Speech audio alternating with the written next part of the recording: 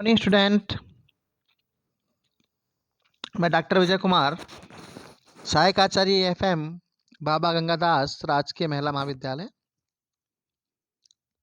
Shahpura, BCom part first बार की banking एवं वित्तीय व्यवस्था। एक नया चैप्टर लेके आ रहा हूं मैं, सर्वव्यापक बैंकिंग, ई बैंकिंग या मोबाइल बैंकिंग, यूनिवर्सल बैंकिंग, ई बैंकिंग, मोबाइल बैंकिंग। देखिए, आपको पता है हमारे देश के अंदर जो उदारीकरण का एक स्टेज आया वो 1991 के बाद आया पूर्ण रूप से। तो उदारीकरण के बाद में भारत में आर्थिक क्षेत्र में बहुत अधिक मात्रा में व्यापक परिवर्तन हुए और जो हमारे बैंकिंग सेक्टर है ये भी उससे अछूता नहीं रहा। और हमने क्या किया उदारीकरण के दौर में, भूमंडलीकरण के दौर में हमने जो अंतरराष्ट्रीय स्तर के बैंक है उनसे अपने आप को प्रतिस्पर्धी योग्य बनाने का प्रयास किया। उदारीकरण के कारण निजी और अंतरराष्ट्रीय बैंक हमारे देश में आए और भारतीय बैंकों ने फिर उनको देखा देखी अभिनव बैंकिंग प्रणाली को अपनाने की आवश्यकता पर जोर दिया। बैंकों की क्रियाओं के कुशल संचालन, कुशल प्रबंधक, ग्राहक सेवा में सुधार आदि के प्रयोग किए गए। नए नए विचारों और विधियों को अभिनव बैंकिंग का नाम दिया। क्या बोला मैंने? अभिनव। नए नए थॉट्स, नए नए विचारों को अभिनव बैंकिंग का नाम दिया।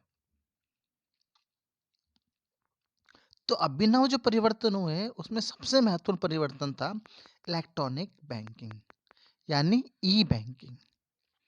इसके माध्यम से बैंकों की सेवाओं में सुधार किए गए और इसे कंज्यूमर फ्रेंडली मतलब उपभोक्ता के अनुकूल बनाने का प्रयास किया। चलिए अपन जानते हैं कि mean of E banking. E banking का अर्थ क्या है? ई बैंकिंग का तात्पर्य है इलेक्ट्रॉनिक बैंकिंग से। यह बैंकिंग उद्योग में ई व्यवसाय के समान है, अर्थात इसमें इलेक्ट्रॉनिक माध्यम से बैंक अपने व्यवसाय कर ग्राहकों को अधिकतम सुविधा देते हैं तथा उनकी जितनी भी आशाएं हैं उनकी पूर्ति करते हैं। इसे वास्तविक बैंकिंग भी अथवा ऑनलाइन बैंकिंग के नाम से भी हम जानते हैं। जैसे भी कुछ दिन पहले मैंने आपके ऑनलाइन क्लास ली थी ना, उसी तरह ये भी बैंकिंग का एक रूप है कि ऑनलाइन बैंकिंग। इसे हम वास्तविक बैंकिंग भी बोलते हैं यानी वर्चुअल बैंकिंग भी बोलते हैं। ई बैंकिंग यानी इलेक्ट्रॉनिक बैंकिंग सूचना प्रौद्योगिकी आधारित संरचना का प्रयोग है। इसमें नवीनतम साज सज्जा और समाधानों का प्रयोग किया जाता है। समन्वित नेटवर्क का आवश्यक रूप से प्रयोग करके कुशल भुगतान एवं निपटारा किया जाता है। सुधरी हुई ग्राहक सेवा का लाभ किसको मिलता है? ग्राहकों को मिलता है। Virtual banking. वर्चुअल बैंकिंग का तात्पर्य ऐसी बैंकिंग सुविधा से है जिसके ग्राहकों द्वारा प्रत्यक्ष बैंक कार्यालय में गए बिना ही ग्राहक जाता ही नहीं बैंक, बल्कि सूचना प्रौद्योगिकी के व्यापक प्रयोग द्वारा बैंकिंग एवं संबद्ध सेवाएं वो प्राप्त कर लेता है। उसे हम बोलते हैं वर्चुअल बैंकिंग। वर्चुअल मतलब वास्तविक बैंकिंग, उसके अंदर ग्राहक जा ही नहीं रहा बैंक के अंदर, बल्कि वो क्या कर रहा है? ई बैंकिंग के माध्यम से समस्त सेवाएं प्राप्त कर रहा है। ई बैंकिंग में सूचना प्रौद्योगिकी पर आधारित बैंकिंग प्रणाली आती है। इस सूचना प्रौद्योगिकी व्यवस्था में बैंक द्वारा ग्राहकों को कंप्यूटर द्वारा नियंत्रित बैंकिंग सेवाएं प्रदान की जाती है। इससे बैंक से ग्राहक का सीधा संपर्क बन जाता है, यहाँ तक कि ग्राहक को बैंक के कार्यालय में आने की आवश्यकता भी नहीं होती है।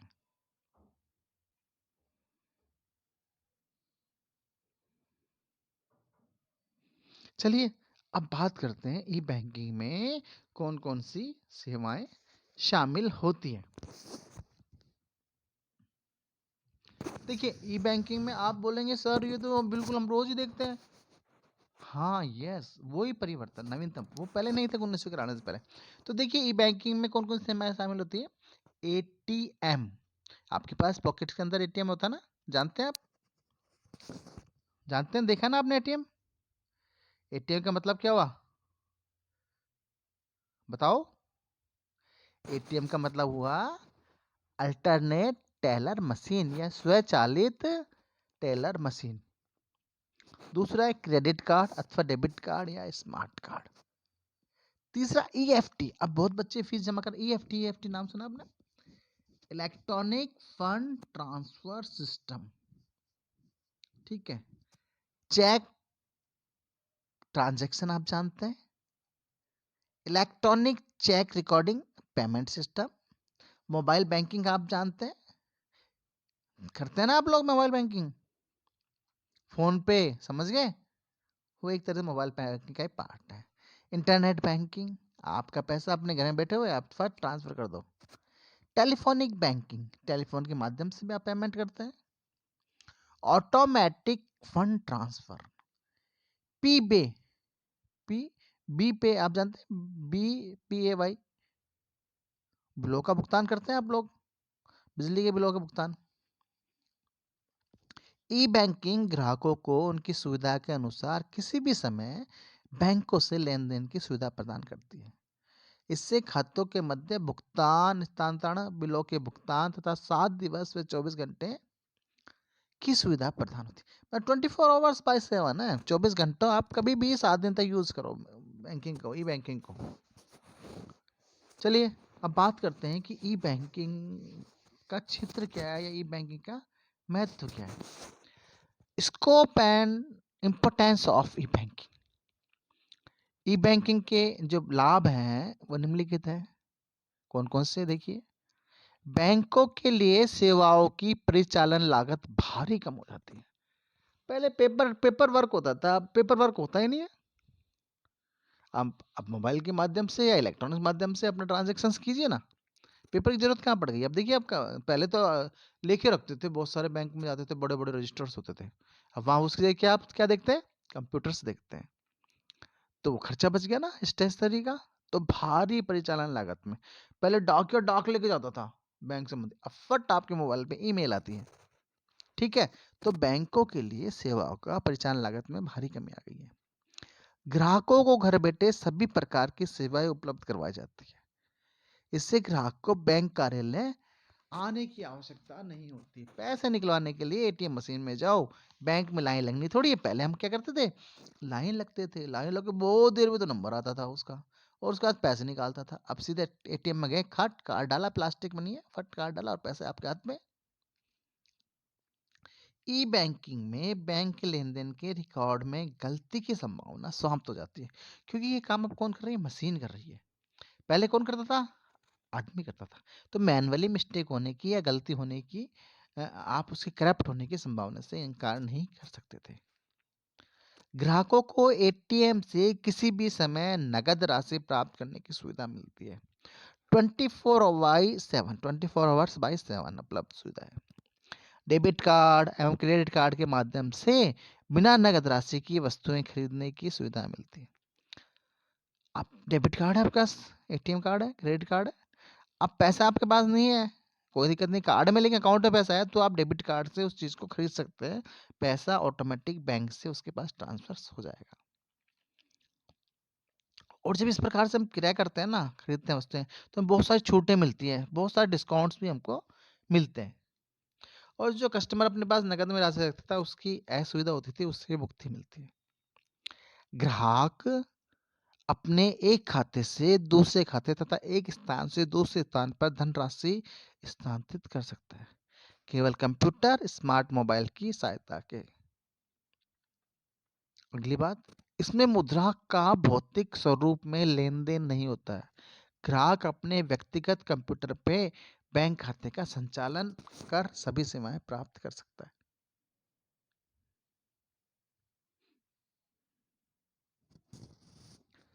अगली बात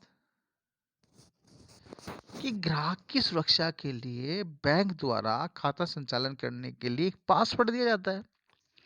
इसकी सहायता से नेट के माध्यम से खाता संचालित कर सभी बैंक सेवाएं जैसे कि चेक बुक प्राप्त करना, चेक का भुगतान रोकना, बैलेंस की जानकारी प्राप्त करना, धन हस्तांतरण करना आदि प्राप्त कर सकता है। देखिए, password is a very important part.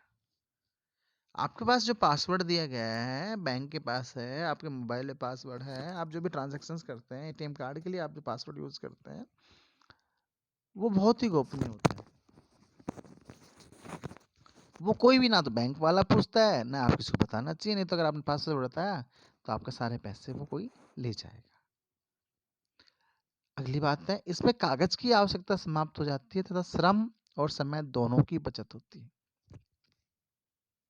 अगली बात, कोई भी उपभोक्ता ई-बैंकिंग द्वारा बिना अतिरिक्त व्यय किए बैंक की सभी सेवाएं घर बैठे प्राप्त कर सकता है। मेरे को बैंक से पैसे निकलवाने जाने की जरूरत ही नहीं पड़ी, मुझे बैंक से जमा कराने की जरूरत ही नहीं पड़ी। क्यों? अल्टरनेट है, डिपॉजिट मशीन है। डिपॉजिट मशीन का नाम सुना आपने? आप बैंक के बाहर एक डिपॉजिट मशीन होती, पहले आप लाइन लगा के पैसे जमा कराने में बहुत दिक्कत होती थी। अब डिपॉजिट मशीन में फट पैसा डालो, फट आपके अकाउंट में चल जाता है पैसा। जो ट्रांजैक्शन का जो सामान्य जानकारी है वो करो आप पूरी, और आपका पैसा बिना भीड़ भाड़ के सीधा सा एटीएम मशीन में डालने से आपके अकाउंट में चला जाता है। जो भी ट्रांजैक्शन की प्रोसेस है वो तो आपको करनी ही होगी ना। अकाउंट नंबर डालने होंगे, मोबाइल नंबर डालने होंगे, आपका नाम देखना होता है, पैसे डालने होते हैं, तो फट आपका पैसा जमा हो जाता है। और इसके लिए बैंक कोई अतिरिक्त शुल्क भी नहीं लेता है। अगली बात, इंटरनेट बैंकिंग सुविधा का लाभ देश व विदेश में रहकर कहीं से भी उठाया जा सकता है। इससे बैंकिंग सर्वव्यापी और सर्वसुलभ हो गई है।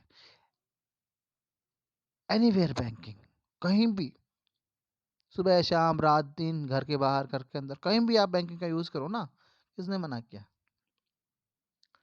अगली बात है, इंटरनेट बैंकिंग से ग्राहक घर बैठे अपने खाते की संपूर्ण जानकारी जैसे जमा, पैसा निकालना, एफडीआर, एटीएम से पैसे निकालना, बिलों की प्राप्ति व भुगतान, धन हस्तांतरण करना, कंपनियों के लाभांश जमा करना आदि प्राप्त कर सकता है। ग्राहक चाहे तो इसका प्रिंट भी निकलवा सकता है। इंटरनेट बैंकिंग द्वारा ग्राहक अपने भुगतान जैसे किराया, वेतन व अन्य स्थायी भुगतानों को समय पर निश्चित कर बैंक को निर्देश सकता है कि निर्धारित समय पर निर्धारित भुगतान स्वतः हो जाते हैं। इसमें चेक वगैरह के भुगतान की आवश्यकता नहीं पड़ती। देखिए, आपने एक लोन लिया कहीं से, और उसको बोल दिया बैंक को, आपने साइन करके दे दिए कि मेरी 1 तारीख को मेरी किस्त ऑटोमेटिक चली जानी चाहिए। तो ऑटोमेटिक आपको बार-बार ऑर्डर देने की ज़रूरत नहीं है। आपकी किस्त जितने साल के लिए आपने अनुबंध किए बैंक के साथ, ऑटोमेटिक पैसा उस निकल के आपके खाते से जिसके पास जाना चाहिए, किस जानी चाहिए, उसके पास चली जाती है। तो इसमें आपको कुछ भी याद रखने की ज़रूरत नहीं है, बैंक खुद अपने हिसाब से याद रख लेगा, और जब प्रिंट आउट की ज़रूरत होती है, तो आप प्रिंट आउट निकलवा सकते हैं। इंटरनेट के माध्यम से ग्राहक व छोटा व्यवसायी आवश्यक होने पर अपने एक खाते की धनराशि आसानी से दूसरे खाते में जमा करवा सकता है। और सबसे अच्छी बात, मैं बार-बार बोल रहा हूँ, 7 दिन 24 घंटे की सुविधा हमको मिलती है। ये नहीं कि मैं दूसरे ऑफिस में हूँ, मुझे बैंक का काम करना था तो मैं बैंक ऑफिस छोड़ के बैंक का काम करने पहले जाऊँगा। अब आप अपना ऑफिस पूरा कंप्लीट करके आप बैंकिंग कीजिए ना बाद में। किसने मना किया? 24 आवर्स बाय 7 है, 6 बजे बाद काम कीजिए, जितना करना है आपको बैंक का आराम से कर सकते हैं, अपने मोबाइल पे कर सकते हैं, कंप्यूटर पे कर सकते हैं, एटीएम से कर सकते हैं, पैसा जमा करा सकते हैं, निकलवा सकते हैं, भुगतान कर सकते हैं, बिल का भुगतान कर सकते हैं, पानी के बिल का भुगतान कर सकते हैं, बिजली के बिल का भुगतान कर सकते हैं, कुछ भी कर सकते हैं आप। तो ये नवाचार है बैंकिंग के क्षेत्र में। आपको आगे बताते हैं कल। Thank you very much. मैं doctor Vijay Kumar, government girls college Shahpura.